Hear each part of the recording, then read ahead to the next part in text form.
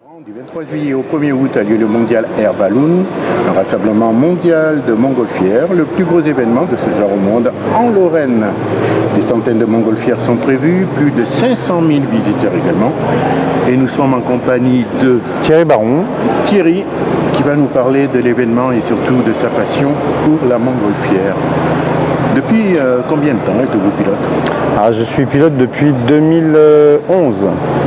Comment vous êtes arrivé à devenir pilote de montgolfière? C'est un jour j'ai voulu intégrer l'organisation du Mondial Air Ballon, justement pour être au plus près des montgolfières. Et donc j'étais équipier. C'est-à-dire c'est moi qui faisais le suivi du ballon. Lorsque le ballon partait, je devais récupérer le pilote, la montgolfière, les passagers bien entendu, et on faisait le retour au point de départ. Et un jour, j'ai eu envie de piloter moi-même, et c'est comme ça que j'ai commencé l'apprentissage du pilotage. Alors on dit bien piloter une montgolfière? On pilote une montgolfière, tout à fait, oui. On conduit une voiture? Et on conduit une voiture, c'est ça. Alors puisqu'on parle de voiture, est-ce qu'il faut passer une licence, un permis pour pouvoir voler en montgolfière? En effet, il faut une licence aéronautique puisque nous sommes pilotes commandants de bord à la fin de notre formation. Il y a toute une réglementation aérienne, c'est le code de la route mais en version 3D puisque c'est l'air. Donc vous ajoutez la dimension verticale aux réglementations et pour tout simplement pouvoir faire voler ensemble les montgolfières, les avions, les hélicoptères et tout ce qu'on peut trouver en l'air. C'est-à-dire il y a un code de l'air? Il y a un code de l'air, tout à fait. Comme le code de la route? Comme le code de la route. Il est beaucoup plus compliqué Il est différent. Et est-ce que vous avez les mêmes obligations qu'un aéronef classique? On a les mêmes obligations qu'un aéronef classique, tout à fait. On a les mêmes contraintes quelque part que les avions de ligne, par exemple. On n'évolue pas dans le même espace aérien, bien entendu, et heureusement, mais nous avons les mêmes réglementations, tout à fait. J'ai vu également que vous avez une immatriculation. Le ballon est immatriculé, oui. C'est un engin aéronautique à part entière. Tout ce qui est à bord, d'ailleurs, est doublé, comme dans les avions. En cas de problème, on a toujours un deuxième brûleur, par exemple. On a un deuxième circuit de gaz, ce qui nous permet justement d'éviter d'avoir des problèmes en vol. Et la définition de l'immatriculation de la montgolfière, ça se compose comment? Ce sont des lettres. Alors F qui est la première lettre du pays d'origine d'immatriculation de l'engin. Alors pour nous F forcément c'est pour la France. Et après les lettres qui sont derrière c'est comme le numéro d'une voiture. C'est personnel à l'enveloppe. Alors, vous participez à ce ballon, Mondial Air Balloon depuis combien de temps? Puisque vous avez été au départ, c'est ce qu'on appelle équipier, c'est ça? Non, équipier, oui. Équipier, d'accord. Alors depuis combien de temps Alors je suis équipier depuis 2007. Et là, en pilote depuis 2011. 2011. Enfin, j'ai commencé ma formation de pilote 2011 et j'ai fait mon premier mondial en 2013. Et est-ce que c'est important pour vous de participer et d'être au milieu de ces montgolfières? Oui, c'est important parce que déjà c'est le plus grand rassemblement mondial. On a des pilotes qui viennent du monde entier et justement ça nous permet de côtoyer plusieurs personnes de nations différentes et non pas de façon différente de voler puisqu'une montgolfière de toute façon, quel que soit le lieu du monde, elle vole. Mais c'est surtout les personnalités qui sont intéressantes à rencontrer.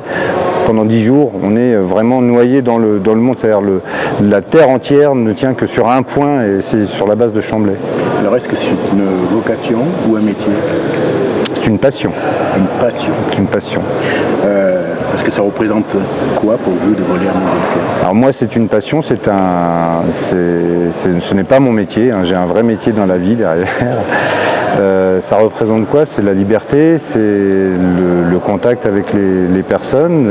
On est au grand air, on est dans la nature, proche de la nature. Quelques contraintes malgré tout, si vous aimez bien dormir le week-end, vous ne pouvez pas. Lorsqu'on vole, c'est très tôt le matin et tard le soir. Et pourquoi le matin très tôt? Alors on vole très tôt le matin pour éviter les vents thermiques. Le soleil se lève, chauffe le sol et génère du vent. Donc pour le décollage, le vent est gênant, pour l'atterrissage peut-être également très gênant. Donc pour que ce soit agréable pour le vol et les passagers, on vole tôt le matin, parce qu'il y a très peu de vent, et tard le soir, parce qu'avant le coucher du soleil, le vent se calme normalement. Quelles sont les sensations que l'on ressent lorsqu'on est dans une nacelle de montgolfière? Vous êtes seul au monde. autour de vous, seul au monde, même malgré que vous soyez au milieu de tout le monde, vous êtes libre, vous êtes... Mon instructeur Philippe Buron-Pilatte lui disait c'est un balcon qui se décroche. Vous êtes sur votre balcon, vous regardez dehors et en réalité c'est le décor qui se déplace et non pas la montgolfière qui se déplace. Alors, vous-même en tant que pilote, vous participez à chaque départ, chaque jour? Chaque jour, tout à fait, matin et soir, durant tout l'événement, oui. Et ça fait lourd quand même. Ce sont mes vacances. Non, ce sont mes vacances, donc on a l'habitude. Hein, vous dites quand même, vous levez quand même à 5h du matin. Ah, on se lève à 5h du matin, un petit peu plus tôt quand c'est la grande ligne éventuellement, mais on fait une petite sieste dans la journée. Possible. Alors, comment ça se prépare un vol à montgolfière? Il faut déjà faire la météo, savoir d'où on va décoller éventuellement, donc on prépare la météo par rapport au point de décollage pour savoir justement si les conditions sont requises, donc peu de vent, pas de pluie, hein, bien entendu. Il y a un plan de vol qui est établi? Alors, ça dépend de la zone justement réglementaire où l'on vole. On prévoit un plan de vol. Par contre, une montgolfière, c'est compliqué de lui faire respecter le plan de vol. On fait une ligne droite maintenant. Parce que si le ballon va vraiment dans sa ligne droite, c'est pas forcément pratique. Alors, est-ce que vous avisez la tour de contrôle à chaque fois que vous partez? Si c'est dans une zone réglementée, tout à fait, nous prévenons la tour de contrôle. On a une radio aéronautique. On peut également être équipé de transpondeurs. Donc, c'est un appareil qui envoie un signal à la tour de contrôle pour lui dire « je suis là ». Alors, est-ce que vous pouvez rassurer les personnes qui, malheureusement, ont peur d'un vol à montgolfière, par peur du vide, du vertige, ou encore même de tomber? Alors le vertige, vous ne pouvez pas l'avoir en montgolfière puisque vous n'êtes pas rattaché physiquement au sol. La petite anecdote, j'avais un équipier qui lui est devenu pilote. Dès qu'il montait sur un tabouret, il se sentait pas bien et pourtant il est pilote de montgolfière. Et là, quand il est dans le ballon, il se sent très bien. Et pourquoi? Parce que c'est médicalement, vous avez l'explication? Parce que vous n'êtes pas relié physiquement au sol, donc votre esprit ne fait pas le rapprochement entre la hauteur, par exemple, et le sol. Alors bien sûr, au décollage, certaines personnes peuvent avoir une appréhension du vide. Forcément, ce n'est pas naturel de voler hein, pour l'homme. Normalement, nous sommes des piétons, nous marchons. Et lorsque vous volez, vous avez cette liberté supplémentaire et l'appréhension passe au bout de quelques minutes. Ah, quand même. Et est-ce que vous avez une anecdote là-dessus par rapport à un passager que vous avez pris? Par rapport à la hauteur, pas spécialement, oui, les gens ont toujours peur au moment du décollage et plus on va haut et mieux ils se sentent d'ailleurs. Donc l'anecdote elle peut être là, on peut avoir peur du vide mais plus on est haut et moins ils ont peur. Combien d'altitude peut atteindre une montgolfière? On n'a pas vraiment de limite, c'est tant qu'il y a de l'air. Donc on pourrait éventuellement aller jusqu'à 10 000 mètres. Par contre à 10 000 mètres, déjà à 4 000 mètres il faut de l'oxygène pour pouvoir respirer correctement. Et il faut surtout une grosse veste, hein, parce qu'à 10 000 mètres il fait environ moins 52, donc c'est compliqué. Vous avez participé à l'envol de masse pour essayer de battre le record? Alors tout à fait, on a participé à la grande ligne hein, dimanche matin. Malheureusement, on n'avait pas assez de ballons pour battre le record, mais c'est toujours magique de faire cette grande ligne. Pourquoi on appelle ça la grande ligne? Parce qu'on aligne actuellement, on a aligné environ plus de 320 ballons dimanche matin sur une seule ligne, enfin sur 3 lignes exactement, puisque la longueur de la piste ne permet pas de le faire autrement. Et c'est pour cela qu'on appelle ça la grande ligne. Question un petit peu indiscrète, combien ça coûte une montgolfière? Une grosse berline allemande toute option. D'accord, et l'entretien? Alors l'entretien, c'est tous les ans, il y a un contrôle technique. Alors on ne fait pas de vidange bien sûr, mais est-ce que c'est un contrôle technique qui est effectué par la DGAC? Alors c'est un contrôle technique qui est référencé et qui est fait par une personne accréditée pour ça. On ne peut pas le faire soi-même, hein. C'est normal, c'est quand même un engin volant, vous jouez votre sécurité, donc bon. Alors on contrôle la résistance de l'enveloppe avec un appareil pour tirer dessus hein, qui tire à une certaine valeur. Si l'enveloppe ne déchire pas, elle passe le test. Il y a également un test de porosité pour voir justement si l'enveloppe ne vieillit pas de trop. Et on contrôle ensuite tout le matériel, c'est-à-dire le brûleur, les bouteilles de gaz, les flexibles, bien entendu. Et si tout est OK, vous pouvez voler. Le gaz, c'est du gaz classique? Du gaz propane. Du gaz propane. Oui, tout simplement. On a cette odeur à chaque fois tout à fait. Que l'on prend. Voilà. Donc vous l'avez dit, c'est une passion pour vous, la montgolfière. Combien d'heures de vol à l'heure actuelle? Actuellement, 475. Et pour réussir à être pilote d'une montgolfière, il faut avoir quelle qualité? Déjà, il faut être passionné, c'est impératif. Et alors les qualités, c'est compliqué, c'est surtout il y a certaines parfois certaines décisions à prendre et il faut savoir s'y tenir. Donc il faut être assez rigoureux. C'est pas très compliqué, mais voilà, il y a surtout cette côté de prendre des décisions, de se dire je pose pas, je vais là, je vais pas là, selon les paramètres. Donc il faut quand même gérer en même temps la météo, il faut gérer le vol, il faut gérer les passagers éventuellement. Voilà, donc c'est peut-être plus cette qualité, c'est de savoir être multitâche pendant un vol. Il y a un âge limite pour être pilote de montgolfière? Alors, à partir de 16 ans, vous pouvez commencer à apprendre, oui. Et la licence, il faut combien de temps pour la passer? Environ, alors c'est entre 16 à 20 heures, une vingtaine d'heures. Vous avez par contre la réglementation à apprendre, vous avez un questionnaire à la fin, comme le code de la route, sauf qu'il y a un petit peu plus de questions quand même. Et là, c'est payant aussi, ça coûte combien? C'est payant. En moyenne, on est sur un tarif de 4 000 € à peu près. Quels sont les risques qu'on a en montgolfière? Les risques, alors au sol, c'est éventuellement de venir percuter un obstacle. Donc ça peut être une ligne à haute tension, par exemple, une ligne électrique, une maison, on ne sait jamais, hein, si on ne l'a pas vu, un arbre.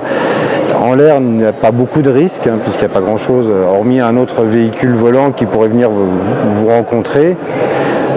Après, peut-être le vent qui pourrait éventuellement, une grosse rafale en l'air, hein, ce qu'on appelle un cisaillant, pourrait venir vous gêner pendant le vol, mais c'est surtout sur les phases d'atterrissage le plus dangereux, au moment avant justement de toucher le sol. Alors quand il y a 300 montgolfières qui partent comme ça, est-ce qu'il y a des risques quand même? Il y a des risques, mais chaque pilote fait attention aux autres. Donc chacun assure la sécurité de son ballon, et les passagers participent également à cette sécurité, hein, puisqu'ils regardent les autres, même s'ils sont émerveillés par le nombre de montgolfières, ils le regardent et ils disent « Ah bah tiens, celle-ci je la trouve un peu proche ». Donc ça permet de nous alerter, et chaque pilote a de toute façon son code. On sait qu'on a un système de priorité, vous montez, vous êtes prioritaire, donc la balle de montgolfière du dessous est prioritaire à celle du dessus. Donc il faut toujours être vigilant par rapport au déplacement des autres ballons. Une question, qu'est-ce que c'est le champ des brûleurs? Le champ des brûleurs, c'est lorsqu'on ne peut pas voler. On sort le matériel malgré tout, sauf l'enveloppe, on sort la nacelle, le brûleur, et on actionne le brûleur. Donc vous avez une flamme d'à peu près 7 mètres qui jaillit du brûleur. Ça fait un certain bruit. Alors on fait le chant puisqu'il y a le bruit du brûleur et la musique en même temps. On essaye de se synchroniser à la musique. On est proche du public, suffisamment proche pour qu'ils sentent la chaleur du brûleur, ce qui peut éventuellement leur donner une petite sensation de vol. Et ça nous permet également de répondre à certaines questions du public qui s'interrogent, donc qui vous questionnent pendant le chant du brûleur. Qu'est-ce que la fonction d'être lanceur? Alors le lanceur assure surtout tout ce qui est sécuritaire, c'est-à-dire il vérifie que vous fassiez votre mise en place dans la sécurité, c'est-à-dire attacher l'enveloppe à un véhicule lourd, hein, pour pas que le ballon puisse partir tout seul, hein, parce que là s'il y a du vent il pourrait éventuellement partir, et que toutes les phases de sécurité, de préparation du ballon soient respectées. Est-ce que vous participez, autre à ce mondial Air Balloon, est-ce que vous participez à d'autres événements de montgolfière? Tout à fait, il y a parfois d'autres manifestations, des petites manifestations ou des moyennes.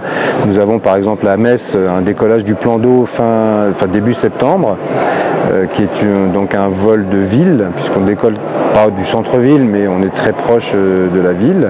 Différents meetings, un meeting en Belgique par exemple, à Othon, qui se fait fin août. Parfois il y a des manifestations type championnat de France, championnat d'Europe pour certains pilotes. Donc oui, il y a pas mal de manifestations durant la belle saison, on va dire. Dernière question, comment vous avez choisi le modèle de votre montgolfière, la marque, mais surtout, parce que je vois qu'il y a beaucoup de publicité et des formes de montgolfière? Alors, bon, j'ai une petite particularité, moi je vole pour Pilote de Rosiers, donc je vole sur une des montgolfières, je vole sur le ballon du GMAB, donc la montgolfière officielle de la manifestation. Après, le choix des couleurs, c'est au gré de la personne, c'est aux besoins de la personne. Si son ballon est personnel, il va le prendre selon ses goûts et couleurs.